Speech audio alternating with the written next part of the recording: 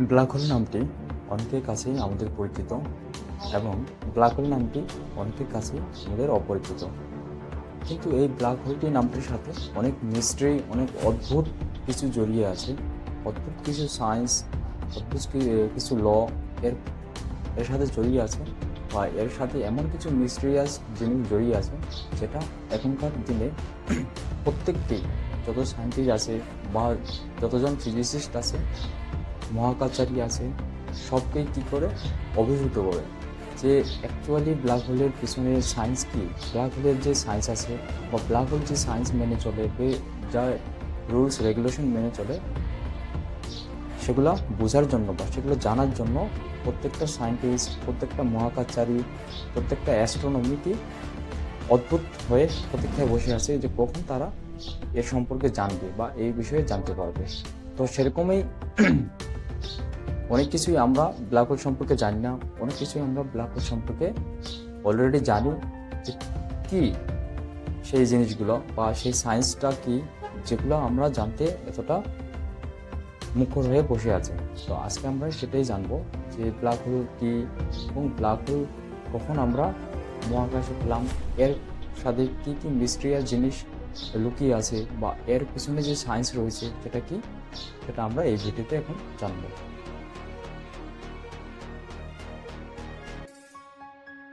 Black হোলের science বা mystery জানার আগে আমাদের ব্ল্যাক হোল কি সেটা সম্পর্কে আগে আমাদের জানতে হবে, এবং ব্ল্যাক হোল কীভাবে আমরা জানতে পারলাম যে মহাকাশে ব্ল্যাক হোল আছে এবং ব্ল্যাক হোল কীভাবে সৃষ্টি হয় সেটা নিয়ে আমাদের আগে জানতে হবে।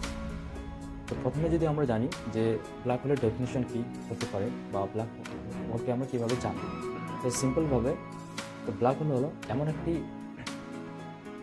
স্থান মহাকাশে রয়েছে যেটির গ্র্যাভিটেশনাল ফোর্স বা গ্র্যাভিটেশনাল পুল ফোর্স এত বেশি যে কোনো ব্যক্তি বা কোনো বস্তু যদি একবার সেই ব্ল্যাক হোলে পড়ে যায় তাহলে সে কখনোই আর সেখান থেকে বের হতে পারবে না। ইভেন সবচেয়ে গতিশীল বস্তু বা সবচেয়ে স্পিড, আমরা জানি লাইটের স্পিড সবচেয়ে বেশি, ইভেন লাইট যদি ব্ল্যাক হোলে একবার প্রবেশ করে তাহলে লাইটও সেখান থেকে আর কখনো বের হতে পারবে না।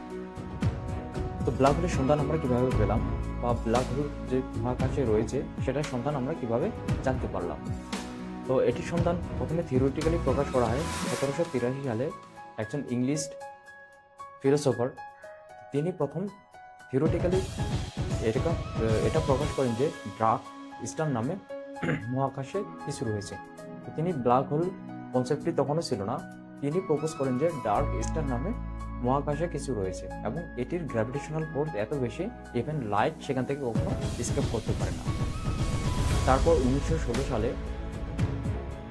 জার্মানি ফিজিসিস্ট এবং অ্যাস্ট্রোনমার কার্ল শোয়ারফিল্ড তিনি ম্যাথমেটিক্যালি এটাকে প্রুভ করেন যে মহাকাশে এমন কিছু শর্তে মহাকাশ ডেকে যেতে পারে এবং সেখানে মহাকাশীয় শক্তি বা মহাকাশীয় টান এত বেশি হতে পারে যে সেখান থেকে কখনো কোনো বস্তু বের হতে পারবে না।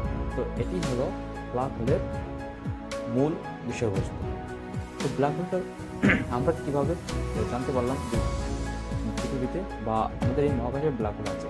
তো এইভাবে আমরা প্রথমে থিওরিটিক্যালি, তারপরে ম্যাথমেটিক্যালি, তারপরে এক্সপেরিমেন্টের মাধ্যমে আমরা ব্ল্যাক হোল সম্পর্কে জানতে পারি যে মহাকাশে ব্ল্যাক হোল রয়েছে। তো এখন আমরা জানব যে ব্ল্যাক হোল কীভাবে সৃষ্টি হয় বা ব্ল্যাক হোল সৃষ্টি হওয়ার পিছনে কার ভূমিকা সবচেয়ে বেশি। তো ব্ল্যাক হোল অনেকভাবে সৃষ্টি হতে পারে, কিন্তু প্রধান যে ভূমিকা ব্ল্যাক হোল সৃষ্টি হওয়ার পেছনে সেটা হলো একটি ডেথ স্টার। তো স্টার অনেক রকমের হয়ে থাকে, স্মল স্টার, মিডিয়াম স্টার এবং ম্যাসিভ স্টার। তো স্মল স্টার আর মিডিয়াম স্টার এগুলো যখন ডেথ হয়ে যায় তখন সেগুলো ব্ল্যাক হোলে পরিণত হয় না। যখন ম্যাসিভ স্টারের ডেথ হয়ে যায় তখন সেগুলো ব্ল্যাক হোলে পরিণত হয়ে যায়।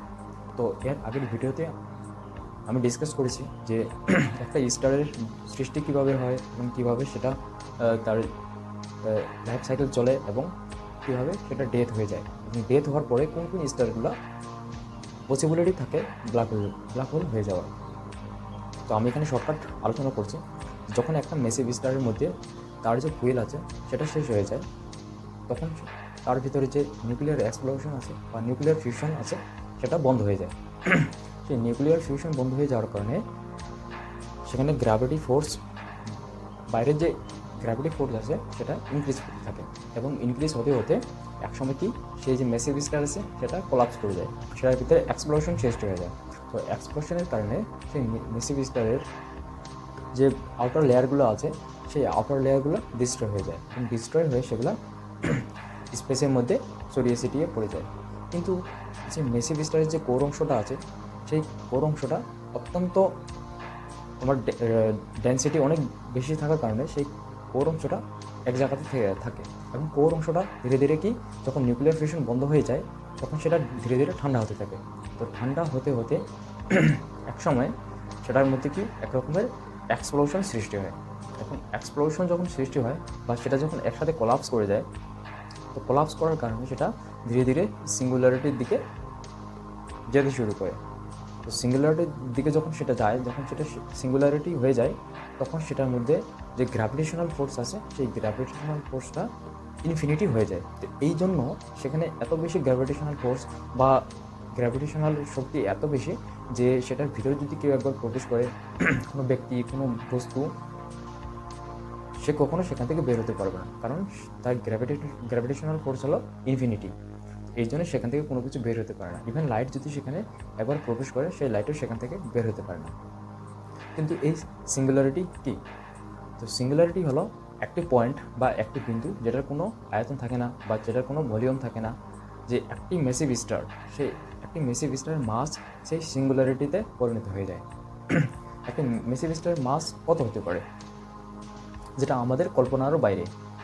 যেমন একটা সূর্য আছে, আমাদের যে সূর্য আছে সেই সূর্যের যে মাস আমাদের পৃথিবী থেকে, আমাদের পৃথিবীর যে মাস আছে তার থেকে 3,33,000 গুণ বেশি একটা সূর্যের মাস। আর একটা মেসিভ স্টারের মাস একটা সূর্য থেকে 10 গুণ, 20 গুণ, 15 গুণ বা মিলিয়ন মিলিয়ন গুণ বড় হয়ে থাকে একটা মেসিভ স্টার। তখন একটা মেসিভ স্টার এত বড় হয়ে যায়, তখন তার যে মাস আছে সেটা একটা সিঙ্গুলারিটিতে কীভাবে পরিণত হয় সেটা এখনও যে সায়েন্টিস্ট আছে, ফিজিসিস্ট আছে, তারা এখনও সেটা সায়েন্স বের করতে পারেনি যে এত বড় একটা স্টার আফটার ডেথ সেটা সিঙ্গুলারিটিতে পরিণত হয় কীভাবে। এর পিছনে সায়েন্স কী বা এর পিছনে যে ফিজিক্স আছে সেটা কি, সেটা এখনও তারা খুঁজে বের করতে পারেনি। যেহেতু একটা মেসিভ স্টার ডেথের পরে সেটা সিঙ্গুলারিটিতে রূপান্তর হয়ে যায়, তো সেই কারণে যখন সেটা সিঙ্গুলারিটিতে রূপান্তর হয়ে যায় তো সেখানে গ্র্যাভিটেশনাল ফোর্স কি অনেক স্ট্রং হয়ে থাকে, এবং স্পেস টাইম যে কার্ভ আছে, স্পেস টাইম কার্ভ ইনফাইনিটি হয়ে যায়। তো এভাবেই একটা স্টার, একটা মেসিভ স্টার যখন ডেথ হয়ে যায় তখন সেটা ধীরে ধীরে ব্ল্যাক হোলে রূপান্তর হয়ে যায়। তো এখন পর্যন্ত আমাদের যে সায়েন্টিস্ট রয়েছে তারা 4 রকমের ব্ল্যাক হোল ডিসকভার করেছে, যে স্পেসে 4 রকমের ব্ল্যাক হোল আছে। এটা কি স্যাটেলার ব্ল্যাক হোল, সুপারমেসিভ ব্ল্যাক হোল, তারপর হলো ইন্টারমিডিয়েট ব্ল্যাক হোল এবং পেরিমোরডিয়াল ব্ল্যাক হোল। তো এখন আমরা জানবো এই 4 রকমের ব্ল্যাক হোল কীভাবে সৃষ্টি হয় এবং সেই ব্ল্যাক হোলের মাস কতখানি হতে পারে বা ব্ল্যাক হোলগুলো কত বড় হতে পারে। প্রথমে হলো স্যাটেলার ব্ল্যাক হোল। স্যাটেলার ব্ল্যাক হোল হলো যে 4 রকমের ব্ল্যাক হোল আছে, স্যাটেলার ব্ল্যাক হোল হলো সবচেয়ে ছোটো ব্ল্যাক হোল। তো এই স্যাটেলার ব্ল্যাক হোল সবচেয়ে ছোটো, কিন্তু এর যে মাস আছে বা এর যে বড়, আমাদের যে সোলার সিস্টেম আছে যেমন পৃথিবী, সূর্য, মঙ্গল, তারপর বৃহস্পতি, এই যতগুলো আমাদের 8টি গ্রহ আছে প্লাস সূর্য আছে, সব মিলে যত ক্যালকুলেশন করলে যত মাস হবে, এই স্যাটেলার যে ব্ল্যাক হোল আছে এই স্যাটেলার ব্ল্যাক হোল আমাদের সোলার সিস্টেমের থেকেও 3 গুণ থেকে 90 গুণ বড় হতে পারে, এবং 3 গুণ থেকে 90 গুণ মাস বেশি হতে পারে আমাদের সোলার সিস্টেমের থেকে। তো সবচেয়ে ছোটো যে ব্ল্যাক হোল সেটাও হলো আমাদের সোলার সিস্টেমের থেকে 3 থেকে 90 গুণ বড়। আর এই সোলার সিস্টেমকে, এই যে ব্ল্যাক হোলটা আছে, এই ব্ল্যাক হোল কীভাবে সৃষ্টি হয়? এই ব্ল্যাক হোল সৃষ্টি হয় যখন একটা মেসিভ স্টার ডেথ হয়ে যায়। ডেথ হওয়ার পরে যখন তার যে কোর অংশটা আছে সেটা যখন কোলাপস করে যায়, তখন সেইখান থেকে এই স্যাটেলার ব্ল্যাক হোলের সৃষ্টি হয়। তারপর হলো সুপারমেসিভ ব্ল্যাক হোল। এই সুপারমেসিভ ব্ল্যাক হোল কীভাবে সৃষ্টি হয়? এই সুপারমেসিভ ব্ল্যাক হোল যতগুলো গ্যালাক্সি আছে আমাদের ইউনিভার্সে, প্রত্যেকটা গ্যালাক্সির মাঝখানে একটা করে সুপারমেসিভ ব্ল্যাক হোল থাকে। এই সুপার মেসিভ ব্ল্যাক হোল কত বড়? Million billion time. আমাদের যে সোলার সিস্টেম আছে, এই সোলার সিস্টেমটি মিলিয়ন বিলিয়ন টাইম হলো মাস থাকে একটা সুপার মেসিভ ব্ল্যাক হোল। তো সুপার মেসিভ ব্ল্যাক হোল এত বড়। প্রত্যেকটা যত ইউনিভার্সে যতগুলো গ্যালাক্সি আছে, প্রত্যেকটা গ্যালাক্সির মাঝখানে মিডিলে এই সুপারমেসিভ ব্ল্যাক হোল থাকে। যেমন আমাদের পৃথিবী থেকে সবচেয়ে কাছের যে গ্যালাক্সি আছে সেটা হলো মিল্কি ওয়ে। সেই মিল্কি ওয়ের মাঝখানেও একটা ব্ল্যাক হোল আছে, সেগুলো হলো সুপারমেসিভ ব্ল্যাক হোল। তো প্রত্যেকটা গ্যালাক্সির মাঝখানে যে ব্ল্যাক হোলগুলো থাকে সেগুলোকে বলা হয় সুপারমেসিভ ব্ল্যাক হোল। তারপর হলো intermediate black hole. Intermediate black whole কি? এটা সায়েন্টিস্টরা বিলিভ করে যে স্যাটেলাইট ব্ল্যাক হোল এবং সুপারমেসিভ ব্ল্যাক হোল, এই দুইটা ব্ল্যাক হোলের মাঝখানে এক রকমের ব্ল্যাক হোল থাকে। সেটা প্র্যাকটিক্যালি এখনো ফাইন্ড করতে পারেনি সায়েন্টিস্টরা, কিন্তু তারা বিলিভ করে যে স্যাটেলাইট ব্ল্যাক হোল এবং সুপারমেসিভ ব্ল্যাক হোলের মাঝখানে একটা ব্ল্যাক হোল থাকে। সেই ব্ল্যাক হোলটাকে বলা হয় ইন্টারমিডিয়েট ব্ল্যাক হোল। তো এই ইন্টারমিডিয়েট ব্ল্যাক হোল কত বড় হতে পারে? আমাদের যে সোলার সিস্টেম আছে সেই সোলার সিস্টেমের থেকে 100 গুণ থেকে 1000 গুণ বড় হতে পারে। হলো ইন্টারমিডিয়েট ব্ল্যাক হোল। তারপরে হলো পেরিমোডিয়াল ব্ল্যাক হোল। তো পেরিমোডিয়াল ব্ল্যাক হোল কি? এটা হলো হাইপোথেটিক্যাল ব্ল্যাক হোল বা কাল্পনিক একটা ব্ল্যাক হোল। তো সায়েন্টিস্ট বা অ্যাস্ট্রোনমার তারা মনে করে যে পৃথিবী যখন সৃষ্টি হয়েছিল তখন এই পেরিমোডিয়াল ব্ল্যাক হোল সৃষ্টি হয়েছে। কীভাবে সৃষ্টি হয়েছে? পৃথিবী যখন সৃষ্টি হয় তখন সেটা কি এই পৃথিবী এত বড় ছিল না। পৃথিবী বলতে আমাদের ইউনিভার্স এত বড় ছিল না, অনেক ডেন্স ছিল, অনেক ঘনত্ব ছিল। তো এই ঘনত্বের কারণে, এই ডেন্সিটির কারণে যে ফ্লাকচুয়েশন হতো আমাদের ইউনিভার্সে পৃথিবী সৃষ্টির সময়, এই ফ্লাকচুয়েশনের কারণে এক ধরনের ব্ল্যাক হোল সৃষ্টি হয়। তো সেই ব্ল্যাক হোলকেই বলা হতো পেরিমোডিয়াল ব্ল্যাক হোল। তো এই হলো 4 রকমের ব্ল্যাক হোল। তো এখন আমরা জানবো যে একটা ব্ল্যাক হোল, এই ব্ল্যাক হোলের কী কী অংশ থাকে। এখন পর্যন্ত আমরা কী কী অবজার্ভ করতে পেরেছি যে ব্ল্যাক হোলের কী কী অংশ থাকে। তো প্রথমে একটা ব্ল্যাক হোলের ভিতরে প্রবেশ করার আগে তার আউটার যে লেয়ার আছে, আউটার লেয়ার, এটাকে বলা হয় ইভেন্ট হরাইজন। তো ইভেন্ট হরাইজন হলো একটা ব্ল্যাক হোল। যখন একটা ব্ল্যাক হোল থাকে, ব্ল্যাক হোলের যে বাইরের যে এরিয়াটা থাকে সেটাকে বলা হয় ইভেন্ট হরাইজন। সেই ইভেন্ট হরাইজনে যদি লাইটও প্রবেশ করে তাহলে সেই ইভেন্ট হরাইজন থেকে একটা লাইটও বের হতে পারে। ইভেন্ট হরাইজন কেন বের হতে পারে না? কারণ সেখানে এতটা ডেন্সিটি থাকে বা ডেন্সিটির পরিমাণ এত বেশি, তার কারণে গ্র্যাভিটি সেখানে ইনফিনিটি পর্যন্ত সেখানে গ্র্যাভিটি চলে যায়। যার কারণে যখন কেউ ওখানে পড়ে যায়, ইভেন্ট হয়ে যায়, প্রবেশ করে বা কোনো লাইট, কোনো গতিশীল বস্তু, যত গতিশীল বস্তু হোক না কেন সেখানে যদি পড়ে যায় তাহলে সেখান থেকে আর কখনো সে স্কেপ করতে বা বের হতে পারবে না। তো ইভেন্ট হরিজনের পরে আসে ব্ল্যাক হোল। তো ব্ল্যাক হোল যে আছে, ব্ল্যাক হোল মূলত একটা হলো সিঙ্গুলারিটি। তো সিঙ্গুলারিটিটা কি? সিঙ্গুলারিটি হলো একটা পয়েন্ট যেখানে কি সমস্ত ব্ল্যাক হোলের যে মাস আছে, কোর অংশের যে মাস আছে, সেটা কি একখানে ঘনীভূত হয়ে থাকে। সেটার ডেন্সিটি এত বেশি হয়ে থাকে যে সেখানে স্পেস টাইম কার্ভ ইনফিনিটি হয়ে যায় এবং গ্র্যাভিটি অনেক বেশি হয়ে যায়।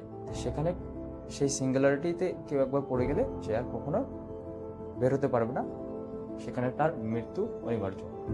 তো এই যে ইভেন্ট হরাইজন আছে, তো ইভেন্ট হরাইজন এত বড় যেটাকে আমরা কল্পনাও করতে পারি না। মিলিয়ন মিলিয়ন কিলোমিটার এটার কি হয়, ডায়ামিটার। তো একটা ব্ল্যাক হোলের যে ইভেন্ট হরাইজন আছে, তো সেটা ডিপেন্ড করে হলো সেই ব্ল্যাক হোলের মাসের উপর, সেই ব্ল্যাক হোলটা কত বড়, স্যাটেলাইট ব্ল্যাক হোল নাকি সুপারমেসিভ ব্ল্যাক হোল নাকি primordial black hole, intermediate black hole, সেটার উপর ডিপেন্ড করে এটার যে আপনাদের যে হরিজন আছে, ইভেন্ট হরাইজন আছে, এই ইভেন্ট হরাইজন অনেক কিলোমিটার পর্যন্ত ডায়ামিটার হতে পারে। একটা স্যাটেলাইট ব্ল্যাক হোলের যে ইভেন্ট হরাইজন আছে সেটার ডায়ামিটার কত, কয়েক কিলোমিটার পর্যন্ত বিস্তৃত হতে পারে। আর সুপারমেসিভ ব্ল্যাক হোল এর ক্ষেত্রে ইভেন্ট হরাইজন কয়েক বিলিয়ন কিলোমিটার পর্যন্ত বিস্তৃত হতে পারে। ইভেন্ট হরাইজন আছে এগুলো এত বড়, সেখানে মানে গ্র্যাভিটেশনাল ফোর্স, আমরা যে গ্র্যাভিটেশনাল ফোর্স এখন যে অনুভব করছি পৃথিবীতে বা অন্যান্য গ্রহতে যে গ্র্যাভিটেশনাল ফোর্স আছে, ইভেন্ট হরাইজনের গ্র্যাভিটেশনাল ফোর্সটি অনেক অনেক বেশি। তো এখন আমরা জানবো যে কেউ যদি ব্ল্যাক হোলে পড়ে যায়, ব্ল্যাক হোলের ভিতরে সে যদি প্রবেশ করে তাহলে সে কী পরিমাণ সেখানে মানে তার কেমন অনুভব হবে বা সে কী করবে সেখানে পড়ে দেবে, সেখানে প্রবেশ করলে আমরা সেগুলো কেউ পড়ে যায় সে 4 রকমের ফোর্স বা 4 রকমের আলাদা আলাদা অনুভূতি সে পাবে বা 4 রকমের ফিসে সেখানে পড়ে গেলে সেখানে প্রবেশ করলে পাবে। প্রথমে হলো টাইডিয়াল ফোর্স বা স্ট্র্যাটিফিকেশন ফোর্স। তো এই ফোর্সটা কি? এই ফোর্স হলো কেউ যখন বাইরে থেকে মানে স্পেস থেকে ব্ল্যাক হোলের দিকে যত দূর যত মানে কাছে যাবে বা যত অগ্রসর হতে থাকবে তখন সে একরকমের ফোর্স অনুভব করবে।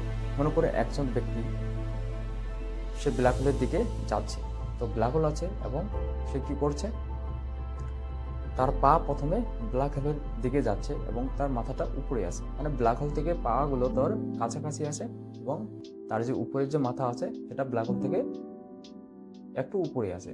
তো যেহেতু যখনই সে ব্ল্যাক হোলের কাছাকাছি যাবে মানে ইভেন্ট হরাইজনের কাছাকাছি সে যাবে তখন সে ফিল করতে থাকবে যে তার পায়ে গ্র্যাভিটেশনাল ফোর্স বেশি অ্যাট্রাকশন করতেছে, তার মাথায় বা তার উপরের অংশে গ্র্যাভিটেশনাল ফোর্স কম কি করতেছে অ্যাপ্লাই করছে। সে ফিল করতে পারবে যে তার পায়ে মানে টান টান উত্তেজনা বেশি হচ্ছে কিন্তু তার মাথায় বা উপরের দিকে টান টান উত্তেজনা কম হচ্ছে, সে সেখানে অনুভব করতে পারবে। এবং যত সে ইভেন্ট হরাইজনের দিকে মুভ করতে থাকবে এবং ওখানে প্রবেশ করবে তখন সে কি হয়ে যাবে, স্ক্র্যাচ হয়ে যাবে, মানে টেনশন হয়ে যাবে। মানে সে যদি এত বড় হয়ে থাকে সে বড় হয়ে যাবে, ঠিক আছে, এবং কি হয়ে যাবে এবং পাতলা হয়ে যাবে। তো ইভেন্ট হরাইজনে যদি সে প্রবেশ করে তাহলে সে এই ফিলটা পাবে যে সে গ্র্যাভিটেশনাল ফোর্সের কারণে সে কি লম্বা হতে থাকবে এবং চ্যাপ্টা হতে থাকবে। সেকেন্ড যেটা সে অনুভব করবে সেটা হলো যে টাইম ডাইলেশন। তো টাইম ডাইলেশন কি?